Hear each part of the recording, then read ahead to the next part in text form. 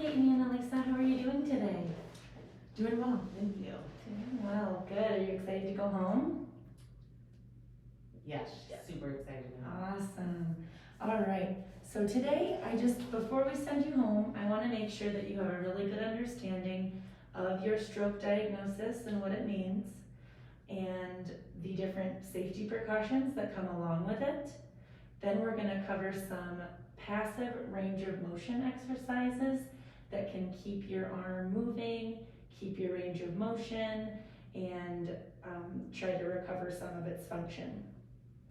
So that's some of the stuff we're going to be working on, and I've got some materials to send home with you. But first I'll start talking about your diagnosis, your stroke diagnosis. So a lot of times with stroke, there's some kind of paralysis and can also result in some loss in sensation. So you're feeling in that affected side. So that means that you're going to have to be careful with knocking it into things. When you're dealing with hot and cold temperatures, we're going to have to be really mindful because you may not have full feeling. So when you're walking around your house, try to protect your arm. Sometimes it can also affect our thinking, our awareness, and your attention, and your language. So that means that your caregiver is going to have to keep that in mind when we're giving instructions and planning our routines. Remember that there may be some difficulties in those areas. There might be some trouble controlling and expressing emotions, and obviously this is a really difficult time. A lot of times there's some depression after strokes, so just keep in mind that you can always ask for help, and there's emotional support available, and just remember that it's okay to ask for help. Your family is there to support you, and you can always reach back out to the hospital if needed. I think it still goes. There might be some pain with movement and temperature changes to keep in mind, and there might also be some difficulty chewing and swallowing. So those are other things that are important for a caregiver to think about around meal times, and just something to keep an eye on. And also some control issues with bowel and bladder. So just make sure to be checking in and just aware that that's a possibility. So other safety things to keep in mind at home with those diagnoses. Protecting that arm when you're going around the house from trauma or temperature. And then also, we really want to prevent another stroke from happening. So that means eating healthy, taking your medications as prescribed. I'm hoping you got a lot of information about when to take your medications. And making sure that you're keeping track of your symptoms and if anything else arises from those medications to prevent another stroke. And it's very normal for you to have less energy, you're recovering, so you may want to jump back into things, but it's important to take your time so that we don't have any secondary injuries. So next, do you guys have any questions about those? I just had one question. When you said passive range of motion, what does that mean? So these are the exercises that I'm referring to. So right now, this is me using my active range of motion because I'm moving it myself. And so the passive range of motion that we're going to work on is you are going to be moving your arm on your own. So that's when we move. So you move the bad arm with the good arm? Yes, okay. You are moving the affected arm with your non-affected arm to practice that range of motion while it's difficult right now. So here are a list of range of motion exercises that we're going to practice, and I'll go through them first. Then I'll have you demonstrate them to your caregiver. It helps us remember things when we teach them that. And then we'll check in afterward. So first, we're going to exercise the shoulders. So we'll take our affected arm and we'll lift our arms straight above our head. Good. Good job. And some safety things to remember when we're going through these exercises.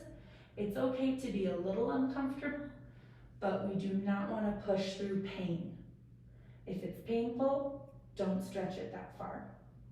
Also want to make sure that we're in an environment with enough space, and making sure that you are, if you need to be lying down while you do it, you can lie down.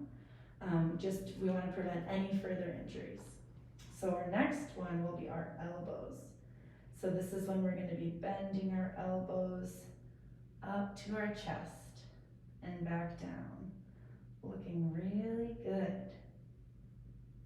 All right. Next we'll do our wrists. We'll move our wrist up and down, up and down. And lastly, we'll work on opening up those fingers. So rolling out each finger and trying to keep it straight. You are doing a great job. And remember, it's okay to be uncomfortable, but don't push through any pain. Awesome. So these exercises are really important so that we don't develop contractures.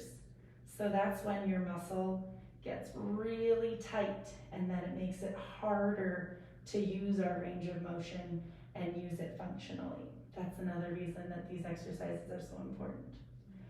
So do you want to demonstrate these for your caregiver next? You can use these visuals to remind yourself, and I'm right here if you need a reminder. So to start with arm grab and pull up and down. Very nice. Side and grab and up.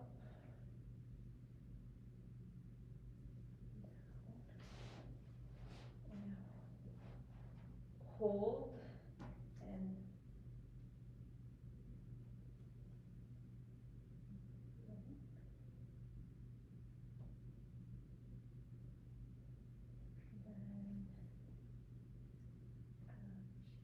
fingers. Good job, Kate. Killing it. You got it. Good job, Teach. All right. A couple other important safety things for when we're doing our range of motion exercises. It's important to have a family member around. That's why I'm so glad you were here for this demonstration and got a lovely lesson. So it's important to have a family member around for safety. And another thing that can really help is staying hydrated to allow your body to have that range of motion. Really important to stay hydrated. So drink lots of water. Drinking lots of water, that's right. So if you have trouble remembering any of these, I'm gonna send you links. They're also right here. These are some YouTube videos that have really good examples of these passive range of motion exercises. And you can watch them as many times as you want. You can play them every time you do it to have an example. And if you have any difficulties at all past that, feel free to email me and we can set up a telehealth session over Zoom. Okay, great. Are there any questions you guys have for me? Do you have any questions? No.